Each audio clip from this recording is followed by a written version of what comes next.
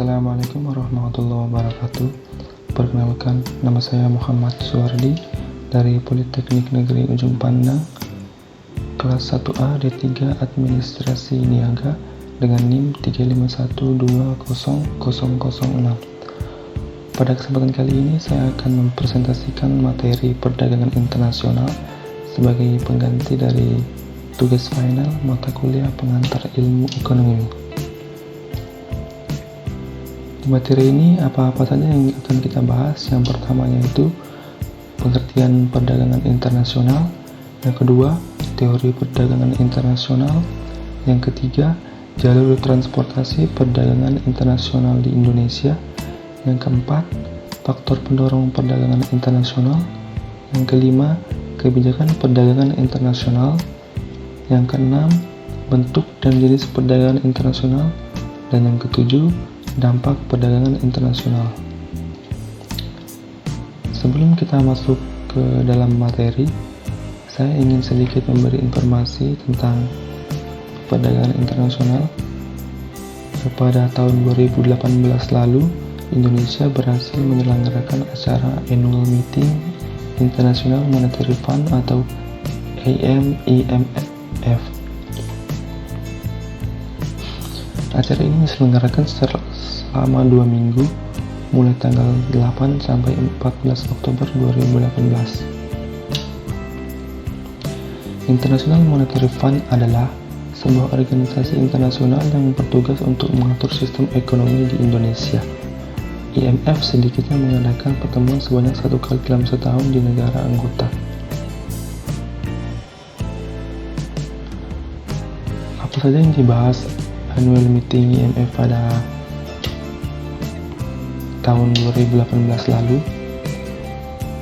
Pada acara itu, IMF membahas mengenai pengurangan kemiskinan dan pembangunan ekonomi internasional. Kemudian, dari pembahasan pembangunan ekonomi internasional itu, salah satu yang dibahas adalah perdagangan internasional.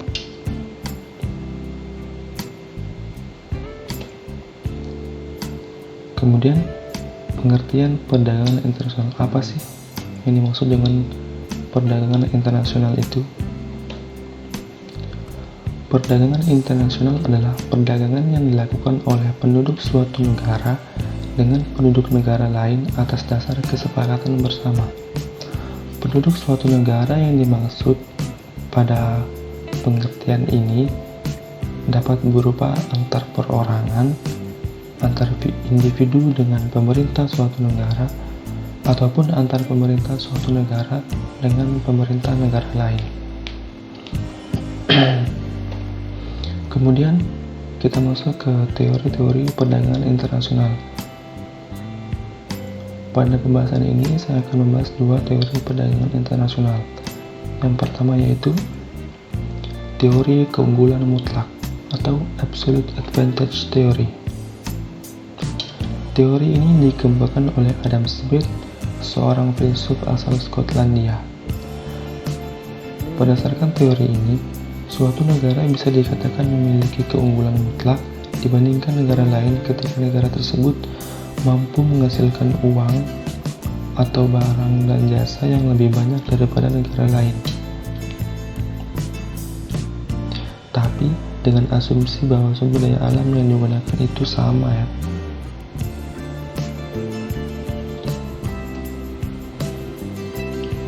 Berikut ini adalah contoh kasus teori keunggulan mutlak. Kalau dilihat dari tabelnya, lebih baik Indonesia mengalokasikan sumber dayanya dan juga menspesialisasikan diri untuk fokus memproduksi beras. Kemudian, Jepang lebih ke produksi motor. Dengan begitu, jika kedua negara melakukan perdagangan internasional yang berupa ekspor dan impor, keduanya bisa sama-sama mendapat keuntungan.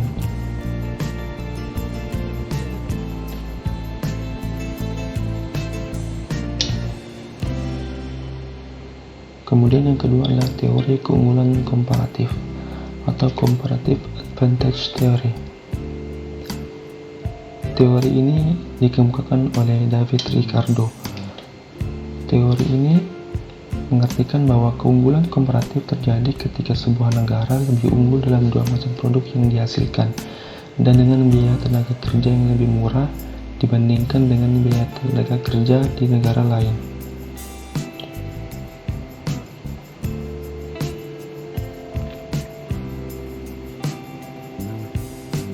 Berikut adalah contoh dari kasus teori keunggulan komparatif. Kalau dilihat dari tabelnya, alangkah lebih baik jika Jepang lebih fokus dan berspesialisasi pada produk motor. Mengapa? Karena pengorbanannya hanya 0,75 TV, sedangkan Indonesia sebaiknya lebih fokus dan berspesialisasi pada produk TV, karena pengorbanannya hanya satu motor. Nah, kalau sudah bisa begitu, bisa dijamin keduanya mendapat keuntungan saat melakukan perdagangan internasional.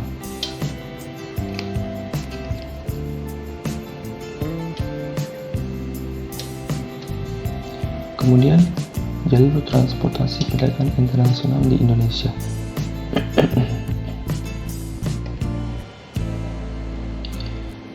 Ini merupakan gambaran dari sejarah perkembangan transportasi dan perdagangan internasional di Indonesia. Dapat kita ketahui berdasarkan gambaran ini bahwa perdagangan internasional di Indonesia sudah dilakukan sejak dahulu kala pada masa klasik, pada kerajaan Hindu-Buddha sampai pada reformasi sekarang. Kalau kita lihat pada masa klasik, ada dua kerajaan kuat yang melakukan perdagangan internasional, yaitu Sriwijaya dan Majapahit. Kemudian, perdagangan internasional ini rata-rata dilakukan dengan menggunakan jalur laut. Pertanyaannya, mengapa jalur laut sangat efisien untuk dilakukannya perdagangan internasional? Alasan yang pertama yaitu memiliki kapasitas muatan yang besar. Kemudian yang kedua, regulasi pelayaran dan keselamatan kapal selalu ditingkatkan sehingga kapal termasuk transportasi yang aman. Kemudian yang ketiga itu lebih ramah lingkungan karena regulasi dalam mengatur pencemaran dan pemakaian bahan bakar sudah semakin ketat.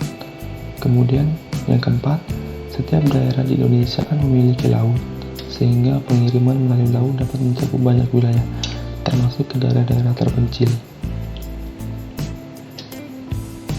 Kemudian, faktor pendorong perdagangan internasional.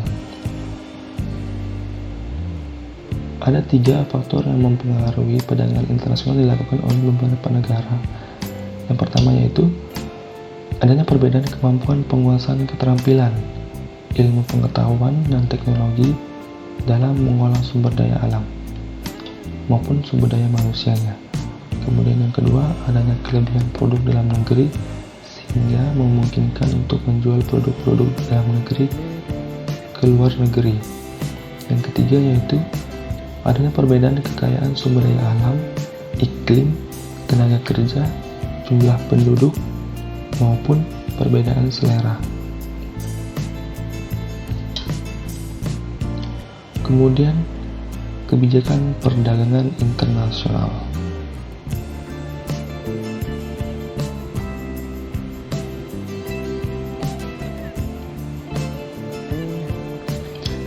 Kebijakan yang pertama yaitu diskriminasi harga. Apa sih yang dimaksud dengan diskriminasi harga? Diskriminasi harga adalah penetapan harga barang yang berbeda untuk masing-masing negara. Oleh karena itu, harga barang yang sama di negara A akan berbeda dengan harga barang di negara B. Oleh karena itu, mungkin saja harga barang di negara B lebih murah dibanding dengan harga barang di negara A, padahal barangnya sama persis. Kebijakan ini dilakukan berdasarkan perjanjian untuk memenangkan persaingan serta untuk memperoleh keuntungan yang besar. Kemudian kebijakan yang kedua yaitu pemberian premi. Kebijakan premi merupakan salah satu kebijakan yang diambil pemerintah untuk memajukan ekspor. Bagaimana caranya? Caranya adalah dengan memberikan premi kepada badan usaha atau industri yang melakukan ekspor. Kemudian yang ketiga itu dumping. Dumping adalah penetapan harga barang ekspor lebih murah dibandingkan harga barang tersebut di dalam negerinya. Ada kondisi tertentu yang harus kamu perhatikan jika ingin menetapkan kebijakan dumping. Kamu dapat melakukannya jika pasar dalam negeri berada dalam kendali pemerintah. Kemudian kebijakan yang keempat ada politik dagang bebas. Politik dagang bebas merupakan suatu kondisi ketika masing-masing pemerintah memberi kebebasan dalam ekspor dan impor. Kebebasan dalam perdagangan ini akan membawa beberapa keuntungan seperti mutu barang yang tinggi dan harga yang relatif murah. Kemudian, kebijakan yang terakhir itu larangan ekspor. Sesuai dengan namanya, larangan ekspor adalah kebijakan suatu negara untuk melarang ekspor barang-barang tertentu ke luar negeri. Ada beberapa alasan yang berlatar belakanginya, antara lain karena ada alasan ekonomi, politik, sosial, dan budaya. Kemudian, kebijakan perdagangan internasional bagian impor. Yang pertama itu ada kuota.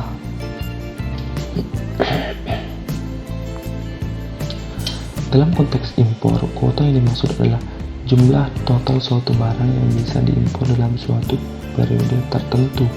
Kuota impor ini sudah diprediksikan sebelumnya, sehingga seharusnya tidak mengganggu industri dalam negeri. Kemudian, yang kedua yaitu tarif. Kebijakan tarif ini berarti ada penerapan tarif yang tinggi untuk impor barang-barang tertentu. Kebijakan tarif ini diharapkan bisa membantu barang produksi dalam negeri meningkatkan daya saingnya di pasar. Jadi, supaya konsumennya juga tidak beli barang-barang impor terus, ada sedikit perbedaan antara negara dengan sistem perdagangan bebas dan sistem perdagangan proteksi mengenai kebijakan tarif ini. Kemudian, kebijakan impor yang ketiga yaitu subsidi.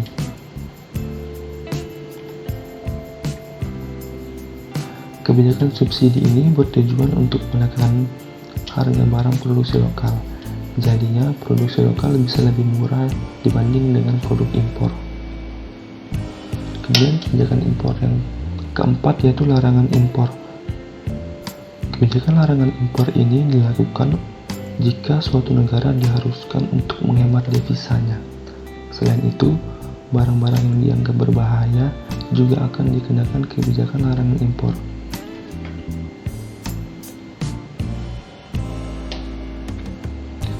Kemudian, setelah mengetahui apa tadi pengertian perdagangan internasional dan kebijakan-kebijakan perdagangan internasional, kini kita masuk ke jenis-jenis perdagangan internasional. Jenis perdagangan internasional yang pertama adalah ekspor. Ekspor adalah kegiatan menjual barang ke luar negeri. Contohnya, ketika Indonesia melakukan ekspor pakaian ke Amerika Serikat, itu artinya Indonesia menjadi negara yang melakukan penjualan pakaian. Kemudian, jenis perdagangan internasional yang kedua adalah impor. Impor adalah kegiatan membeli barang dari luar negeri. Impor ini kebalikan dari ekspor, artinya jika Amerika Serikat membeli pakaian dari Indonesia, dapat dikatakan bahwa Amerika Serikat melakukan impor pakaian. Kemudian yang ketiga adalah barter. Barter merupakan transaksi dengan saling menukarkan barang satu sama lain. Barter dilakukan dengan terlebih dahulu menentukan nilai suatu barang, untuk kemudian dibayar kembali dengan barang yang memiliki nilai yang sesuai dan disepakati. Kemudian, jenis perdagangan internasional yang keempat yaitu ada konsinyasi. Konsinyasi, kalau kita pernah lihat ada ibu-ibu yang menitipkan kue untuk dijual di warung atau dalam skala lain, transaksi inilah yang disebut dengan konsinyasi, yakni transaksi dengan sistem menitipkan barang. Dalam lingkup perdagangan internasional, barang-barang yang mau dijual dititipkan di pasar internasional dulu untuk menunggu adanya pembeli. Penjualannya dapat dilakukan melalui pasar bebas atau bursa dagang dengan cara dilelang. Kemudian jenis perdagangan internasional yang kelima yaitu package deal, merupakan kegiatan dagang untuk memperluas suatu produk. Sistem ini dilakukan dengan cara membuat perjanjian dagang atau trade agreement dengan suatu negara. Isi perjanjian tersebut dapat berupa ketetapan jumlah barang yang akan diekspor ke negara lain atau diimpor ke negara tertentu. Kemudian jenis perdagangan internasional yang ke-6 yaitu border crossing. Border crossing adalah perdagangan yang terjadi di negara yang saling berbatasan dan berdasarkan pada perjanjian tertentu. Tujuannya adalah untuk memudahkan penduduk yang berada di negara perbatasan agar lebih mudah dalam berbelanja. Kemudian jenis perdagangan selanjutnya yaitu sea border crossing. Sea border crossing adalah perdagangan antar negara yang melewati lintas batas laut. Sistem ini dilakukan oleh negara yang memiliki batas negara berupa laut dan dilakukan berdasarkan persetujuan dan ketentuan yang berlaku. Kemudian jenis perdagangan yang terakhir yaitu overland border crossing, yaitu perdagangan antar negara yang melewati lintas batas darat. Sistem ini dilakukan oleh negara yang memiliki batas negara berupa daratan dan dilakukan berdasarkan persetujuan yang berlaku. Kemudian bentuk-bentuk perdagangan internasional. Bentuk perdagangan internasional yang pertama yaitu perdagangan bilateral, adalah perdagangan yang dilakukan antar dua negara. Kemudian bentuk yang kedua yaitu perdagangan regional, adalah perdagangan yang dilakukan oleh negara-negara yang berada dalam satu kawasan tertentu. Kemudian yang keempat yaitu yang ketiga yaitu perdagangan antar regional, adalah perdagangan antar kawasan tertentu, misalnya ASEAN dengan NAFTA.